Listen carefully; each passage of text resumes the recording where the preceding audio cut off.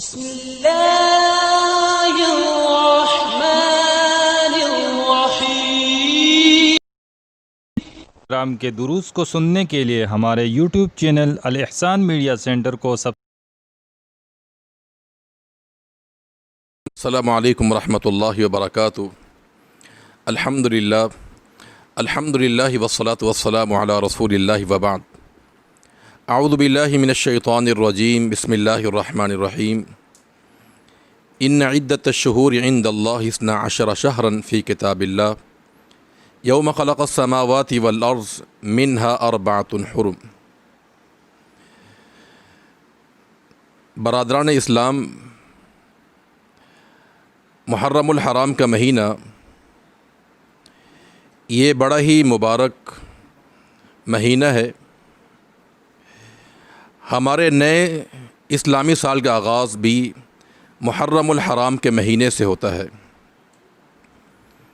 یہ اس قدر مبارک مہینہ ہے کہ قرآن مجید میں اللہ تعالیٰ نے اس کا تذکرہ فرمایا ہے، اور نبی کریم صلی اللہ علیہ وسلم کی احادیث سے بھی اس مہینے کی عظمت، فضیلت اور مقام معلوم ہوتا ہے۔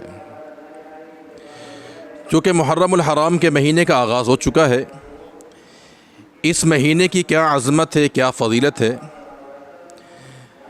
قرآن مجید میں اللہ تعالیٰ کا ارشاد ہے کہ ان عدۃ الشہور عند اللہ 12 شہرا فی کتاب اللہ۔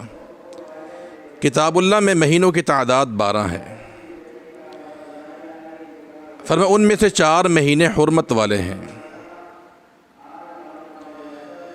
تو گویا کہ محرم الحرام کا مہینہ، اس کی یہ شان اور فضیلت ہے کہ اللہ تعالیٰ نے اسے ان محترم اور بہترین مہینوں میں قرار دیا ہے کہ جنہیں حرمت والا مہینہ قرار دیا جاتا ہے۔ یہ اس ماہ کی عظمت ہے۔ اس کی دوسری فضیلت یہ ہے کہ ہمارا جو اسلامی کیلنڈر ہے، اس کا آغاز محرم الحرام کے مہینے سے ہوتا ہے۔ سیدنا عمر رضی اللہ تعالی عنہ اس کے بانی ہیں۔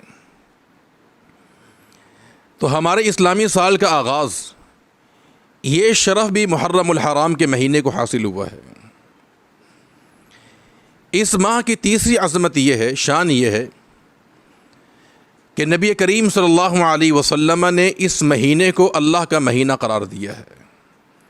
صحیح مسلم میں ابو قتادہ رضی اللہ تعالی عنہ کی روایت ہے، آپ کا فرمان ہے کہ رمضان کے روزوں کے بعد سب سے افضل ترین روزے شہر اللہ المحرم، اللہ تعالیٰ کا مہینہ محرم کے روزے ہیں۔ تو اس ماہ محرم کی نسبت اللہ تعالیٰ کی طرف کی گئی ہے، اور اللہ تعالیٰ کی طرف نسبت خاص چیز کی جاتی ہے۔ جیسے دنیا میں جتنی بھی مساجد ہیں، یہ سب اللہ کے گھر ہیں، لیکن خانہ کعبہ کو بیت اللہ کہا جاتا ہے۔ تو اللہ تعالیٰ کی طرف کسی چیز کو منسوب کرنا، نسبت کرنا، یہ اس کی خصوصیت کی اور اس کی عظمت کی دلیل ہوا کرتی ہے۔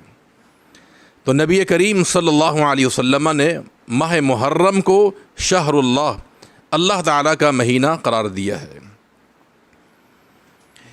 اس مہینے کی چوتھی عظمت یہ ہے کہ نبی کریم صلی اللہ علیہ وسلم اس ماہ میں روزہ رکھا کرتے تھے، اور صحابہ کرام کو بھی آپ اس کا حکم دیا کرتے تھے۔ جیسا کہ رسول اللہ صلی اللہ علیہ وسلم سے علی مرتضیٰ نے پوچھا تھا کہ یا رسول اللہ صلی اللہ علیہ وسلم، اگر مجھے رمضان کے بعد روزے رکھنے ہوں تو کس ماہ میں رکھوں؟ فرمایا کہ شہر اللہ المحرم، اللہ تعالیٰ کا جو مہینہ محرم کا ہے، اس ماہ میں روزے کا تم اہتمام کرو۔